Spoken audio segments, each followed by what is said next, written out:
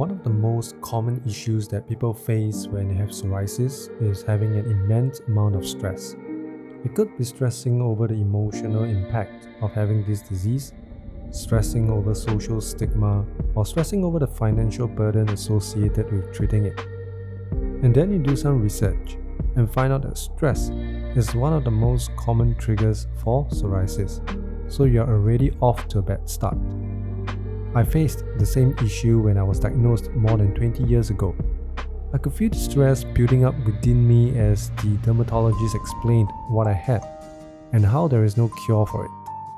And as psoriasis inevitably spreads and nothing you do seems to help, you just feel like giving up.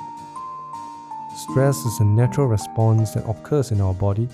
We are stressed when things become challenging or difficult, and we are unsure of how to solve the issue.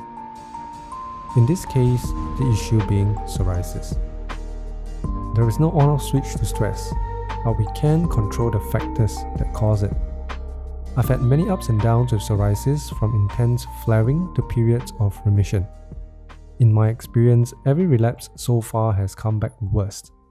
But despite that, I've actually found it easier to cope with each relapse. The reason being having developed a coping mechanism over time. If you are somebody that has just been diagnosed with psoriasis, know that it is perfectly normal to feel stressed, to feel like it is the end of the world. I felt the same way for years. It was only until I made peace with the fact that I have psoriasis that I could start working on coping with it. Acceptance is the most important yet most challenging step in this journey. Acceptance normalizes a stressful situation like flare-ups. Acceptance brings you relief. While there are many treatments available nowadays, they don't always work. And even if they did, it might not be permanent. Until the day an actual cure is developed, we need to accept the fact that remissions and relapse are a part of our lives.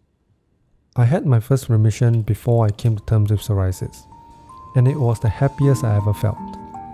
But because of that, the first relapse was also the most devastating.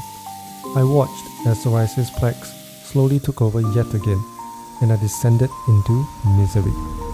This was a point in my life where I hated my skin and how it looked. I was obsessed with searching for cures and success stories from others in order to feed my own need for hope. I spent most of my time at home. I hardly went out unless it was for school. It was an unhealthy way to live. It took many years for me to finally come to terms with it after I got tired of letting psoriasis control my life. I started to go out more and I learned to enjoy doing things on my own.